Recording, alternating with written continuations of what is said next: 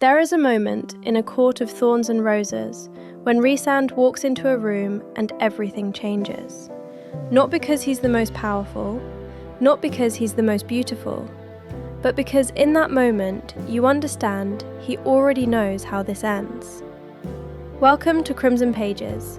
Tonight we're breaking down Rhysand, High Lord of the Night Court, the most morally complex character Sarah J. Maas has ever written, and the reason ACOTAR still lives in your head years later. Let's begin. The first thing to understand about Rhysand is that everything you see is a performance. The cruelty, the arrogance, the casual indifference to anyone's suffering, all of it deliberate, calculated, a weapon he built for himself to survive. Under the mountain, Rhysand made a choice. He became Amarantha's most loyal servant because the alternative was watching every person he loved die one by one. The High Lord of Night Court, the most feared Fae in all of Prythian, survived by becoming the monster they already believed he was. And he let them believe it for 50 years. Now let's talk about what Rhysand actually is. He is the most powerful High Lord born in 10,000 years. Winnowing, teleportation, shields that can block any attack, the ability to shatter minds, to reach into your skull and destroy everything inside. But his most dangerous power isn't any of those.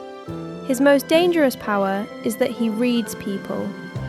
He walked into every room for 50 years, knowing exactly what each person feared, exactly what they wanted, exactly which lie would make them stay.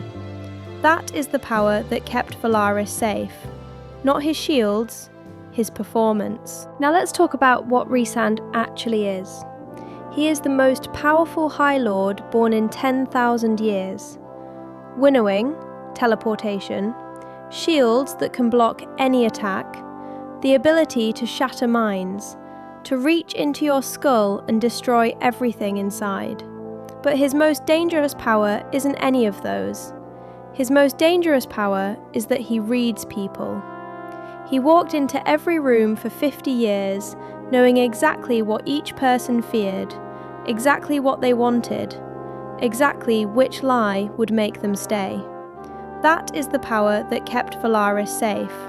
Not his shields, his performance. Everything Rhysand built, the Inner Circle, Velaris, the Court of Nightmares, was designed around a single purpose: protect the people he loves. Velaris is the city of starlight, hidden from the rest of Prythian for centuries. A place where artists and scholars and dreamers could exist without fear of the courts that would destroy them. And the Court of Nightmares, the public face of his court, exists so the cruelty of other courts never reaches that city. Rhysand played the villain so his people could live like they were safe. Then came Feyre Archeron, and for the first time in 50 years, Rhysand did something he had never allowed himself to do. He hoped.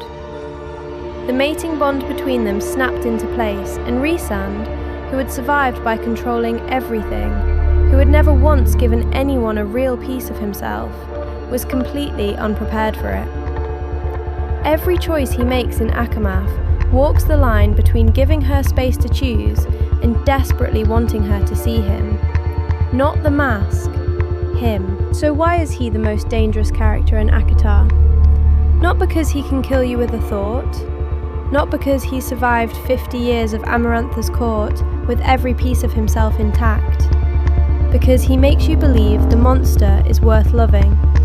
And he does it without ever asking you to forgive what he did. He shows you why. He carries the weight of every choice. And then he asks, quietly, just once, if there is still room for him. Rhysand is not a good man. He will tell you that himself. But he is a man who chose something worth protecting and paid the cost of that choice for 50 years in silence.